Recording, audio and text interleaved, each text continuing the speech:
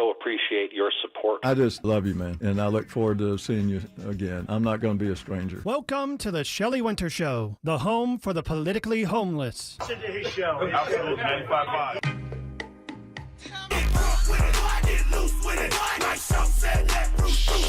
Shelley Winter Show, live, local, topical, and relevant. In the studio with me is a great comedian, Bruce Bruce.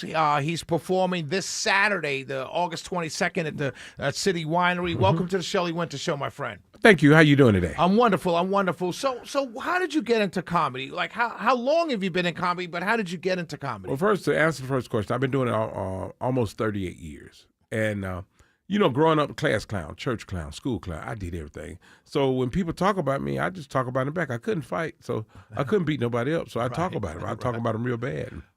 And that's how it happened. And then I worked jobs and stuff. Had this older guy say, "You ever been on stage?" Older dude, Right. I say, "No, I never." He said, "You need to go on stage." And he was a comedian, and I didn't know it. And when I went on stage, I knew that's what I should have been my whole entire life. Wow. Yeah. Now, how old were you when that happened? Oh, my God. I think when he told me I was about 19 or 20. Oh, that's good. I was a young dude running a restaurant. I managed a barbecue restaurant. Young man, you know what I'm saying, trying to be grown. And, Right. And I'm in the kitchen clowning, and he would just stare at me. He just stare. "You ever been on stage?" I said, "No." He said, "You need to go on stage. Don't waste your time here." It's funny that you bring that up because I was just talking earlier, about Stephen A. Smith and what's going on with him. And I brought up that when I was growing up, same thing. We didn't fight. We clowned, Jones, dozens, Yeah. snapped on, whatever words you Right. called it in that particular area you grew up. That's right. And if you couldn't do that, by and large, you went home crying a lot because if you weren't, for a lot of us, it developed a quick tongue and a quick wit. Absolutely. I had a friend, one of my best buddies. He's passed away now, but he was kind of unattractive. I'm not going to say ugly. I'm going to say unattractive. And they used to joan him, and I'm like, "Who you talking to?" So I would joan for him. You know what I'm saying? I'd come to his defense. He started smiling and everything. But before that, if you say something to him, he gets so mad. His eyes get bloodshot because he didn't know how to joan back. Right. And I come in, what was you talking to, bro? With your big old head. Right. I said, "You don't have a 4 head. You have an 8 head." I say something like that. So, that's how I got to it. And when people saw me coming, they know what's going to happen because I'm going to talk about them. Right. Where are you from originally? Born and raised in Atlanta, Georgia. Grady, baby. All right. Where at in Atlanta? I was raised in the Bluff. Okay. The hood now. It's not the hood no more. No. They got $700,000 homes. Yes, now. they do. Yes, they do. And a whole park named after Rodney Cook. Absolutely. Right there. Absolutely. And when I see people now walking through that jogging, I'm like, what is going on over here? Right. Things have changed. Yeah, they have. Speaking about that, it's for the better, but is it always for the better? I want to ask your opinion on that. It's for the better, right? It's for the better, but they're making it so expensive now that you can't even live over there. Right. I can remember, everybody helped everybody back in the 60s and the 70s, cutting grass for people. My aunt volunteered me to cut everybody grass. And I'm like, I'm not doing this for free, but I had to do it for free, right? Right. But everybody helped each other. When somebody got sick, so everybody took turns to go over there and take care of that person daily. And that's the way it used to be back in the day. But now it's all about money. That's a money grab. Right. Yeah. And it's shameful because right now, a lot of places, you go to a lot of neighborhoods now, and this is all over the country. It's not just here in the city or in Atlanta or whatever, or Georgia, but people don't even know their neighbors now. They don't. The people that know their neighbors are people that lived in a neighborhood a very long time. Very long time. Right, but most newcomers to a neighborhood, they don't even. I'm guilty of that. I see women walking their dogs. I wave, but I couldn't tell you their names, and who they are, and that's bad. Yeah, that's bad. Yeah. That's bad. We have to get better at that. I have to get better at that. You're performing at City Winery. City Winery. August 22nd, this Saturday. Is it how many shows? 2 shows. Okay. One at 6:30 and one at 10 o'clock. And we've been trying this one night. It's called Bruce Bruce and Friends. Okay, explain. And we've been trying this one nighter, and it's been doing very well. We did the first week in May. We did another one in July. Just one night, Saturday.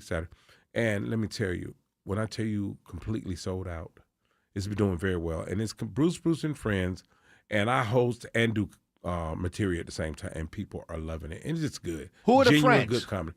Anybody I call. Okay. You know what I'm saying? This weekend is going to be Small Fire, and it's going to be Michelle C. and my man Sir Walt. Okay. And when I tell you they are extremely funny, you need to come see them. All right. Yeah. Now, give me, because there's some when you do talk radio, right? It starts off as, you're talking on the radio. I love politics. I love sports. But talk about anything. You throw out a subject, I could talk about it for hours, right? But you also fancy yourself other things, right? And so, right? Well, are you talking about my stripper days? Right. Yeah. See, I didn't want to bring that up, but Bring it up. Yeah, my stripper days. I was a bad dude, man. My stage name was Hard Candy, and the church members loved it, but they the one that stopped me from stripping. Fully nude? Fully. That's the only way to go. I had a G-string the size of a jump rope. You know what I mean? And the church members, they got mad at me because they was trying to touch me all the time. And they told the pastor I was stripping, so the pastor came down hard on me, so I had to stop stripping. You know what I'm saying? But I had fun doing it, man. Right. So for me, that's what I want to do, but I decided I was too, there's personal issues. You just can't be afraid. I'm light skinned. Yeah, right. You can't be afraid, man. But y'all light skin used to be the thing back in the day. Used to be. 78, 79, 80, 81. You know what killed us? Denzel. No, Wesley Snipes. But Wesley stepped in. Yeah, you think Wesley? I thought I always blamed Denzel. You blame Denzel? I always blame Denzel. I love Denzel. Yeah, Very humble. No, nothing. I love him too, but I just always blamed him when he stopped came all along. that light skins. Yeah. And then if the Rock would come out and say, something about we might come back one day. I doubt it. You can't. We got Vin everybody Diesel. now. If Vin Diesel admits to being African American, we might come back. Yeah, they can't do it. You we can't do got it? too many dog brothers, not good looking brothers. What's the African brother? He plays the African role all the time. Real dark skinned brother. Idris Elba. Idris Elba, he's British. But okay. It's another guy. He plays in Black. Was it Diamond or was it Black Diamond or something?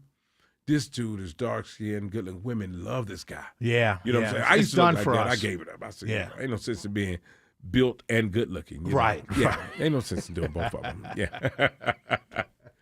If you didn't do comedy, what would you be doing? Stripping. You know what I'm saying? I'd be stripping.